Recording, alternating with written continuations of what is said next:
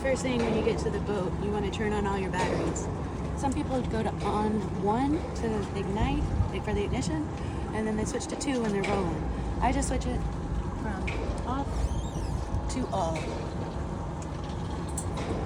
Make sure your motor's down in the water. Start your engine. Now you check out your safety gear. We checked out the life jackets, the anchor, the fenders. We have our VHF radio. It's important to set it to channel 16. That's the Coast Guard channel. If you need to go off and talk to anybody else, you call and you tell them to go to a different alternative channel. Some other cool channels that you need to know about are the 13 for the Pelican Island Bridge.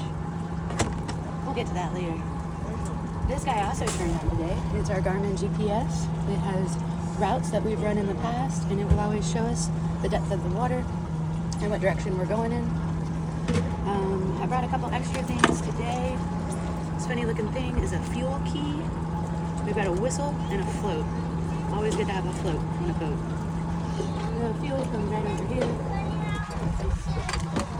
And you open it, fill it up, and close it up. Another cool thing to have is an extra boat plug. This whaler is self-bailing, meaning the water comes in and out, helps us keep a good plane. And music for when we're just hanging out.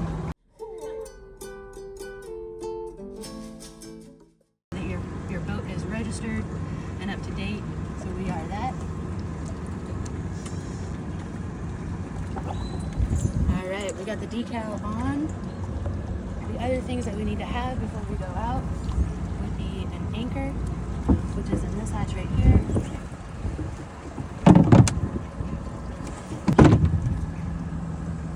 And you must have the big orange life jacket for every person on board. If it's a child, it's got to be a child life jacket.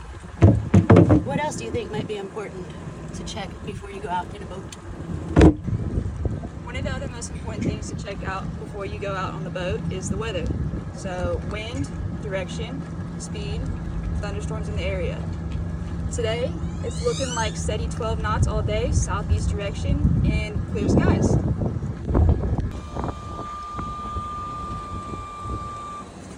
Yeah, put the motor in the water before you start it.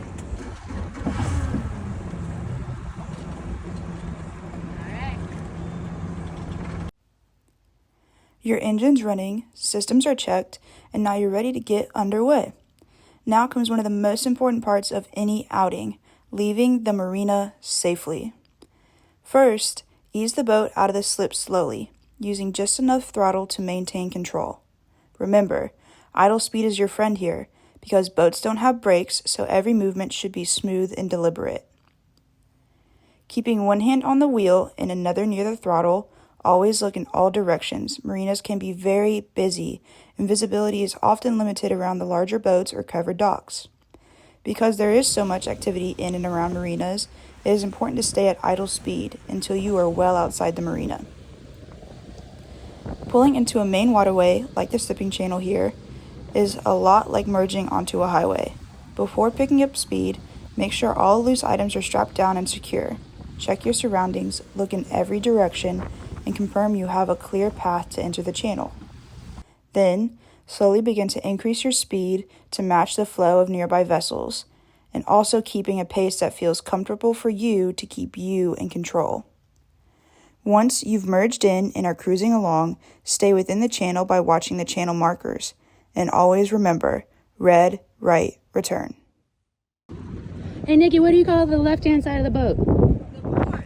I remember that because port and left both have 4 letters. What do you call the right side of the boat? The starboard. I remember that because it has 2 R's for right. What do you call the front? The bow. And the back? The hull. Nice. And you can also talk in terms of a clock. So I'm going 12 o'clock right now. 1 o'clock, 2 o'clock, 3 o'clock, right. Back to 6, over to 9, 10, 11, 12.